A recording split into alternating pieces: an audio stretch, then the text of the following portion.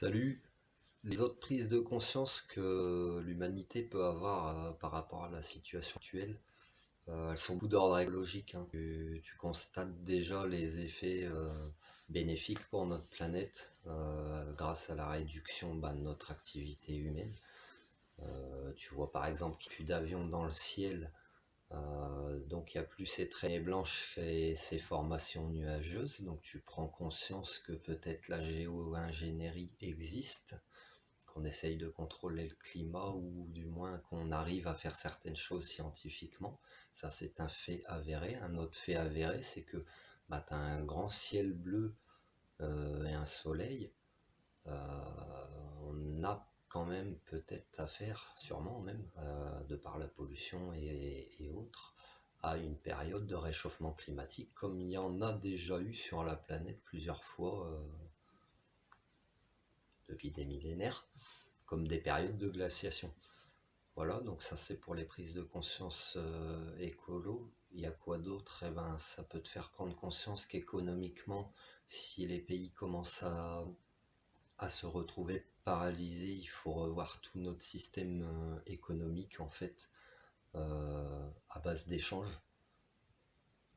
Parce que tu vas t'apercevoir que qui dit virus dit contamination, on te préconise déjà de t'éloigner des gens, donc à terme l'argent liquide va disparaître. Si l'argent pour éviter d'éventuelles contaminations, donc ça va devenir de l'argent virtuel. Euh, il faut voir comment ça évolue dans l'avenir, cet argent virtuel. Par exemple, il y a des scénarios possibles où on pourrait te demander, tu vas mettre une puce dans ton corps pour avoir tous tes papiers sur toi, tout ça, mais comme je te l'ai déjà expliqué dans une autre vidéo, est-ce que l'intervention de la technologie dans ton corps, est-ce que c'est bon? Voilà, faut se poser plein de questions. D'autres prises de conscience que tu peux avoir, eh ben, c'est toujours au niveau économique.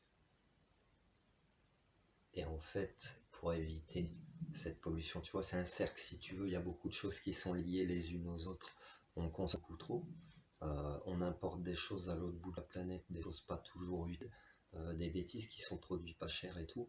Et donc on fait tourner à plein régime dans les pays où ça coûte pas cher à produire, donc ça pollue. Euh, on amène ces choses par container, par gros cargo et tout, donc ça pollue. Quand ça arrive ici, c'est de la mauvaise qualité, c'est jeté, donc ça pollue. Tout ça, on peut le supprimer en revoyant nos priorités en fait. Et puis, tu t'apercevrais que une certaine forme d'économie va mourir. C'est pour revenir à une économie locale, ce que prônent déjà beaucoup de gens depuis pas mal d'années pour réduire la pollution. Ce n'est pas une question de bio, c'est une question de redonner de l'emploi à des gens sur des pays, peu importe les pays, les aider à se spécialiser dans des nouvelles choses. Je pense aux agriculteurs par exemple. Tu voudrais pouvoir manger des choses qui poussent à l'autre bout de la planète. On a les moyens technologiques de faire pousser du café, des bananes ou toutes sortes de fruits qu'on n'a pas chez nous en France par exemple. Par la science, on a tous ces procédés-là, à condition de bien l'utiliser et de le faire de façon quand même relativement naturelle et pas chimiquement comme l'agriculture malade le fait maintenant. Il y a plein de prises de conscience à avoir. Ça continue. Je pense que la situation actuelle, elle va ouvrir les yeux à beaucoup de monde. Le réveil va être très brutal sur nos comportements, sur notre façon d'être avec notre planète. Là, on constate par exemple qu'en quelques temps de beaucoup d'activités humaines réduites, eh ben, certaines eaux redeviennent limpides. Il y a des nuages de pollution sur des villes qui s'évaporent dans l'atmosphère. Ils sont toujours là, mais toi tu n'as plus le brouillard. Regarde les rues. Si tu as un balcon ou de ta fenêtre, regarde dans les rues le soir, écoute. Tu verras, c'est calme, ça fait du bien. Ouais, ça fait du bien. T'entends pas un bruit, t'entends les oiseaux, même la journée, t'entends les oiseaux. Il n'y a pas ce petit brouillard de gaz d'échappement qui pourrait y avoir, tu vois.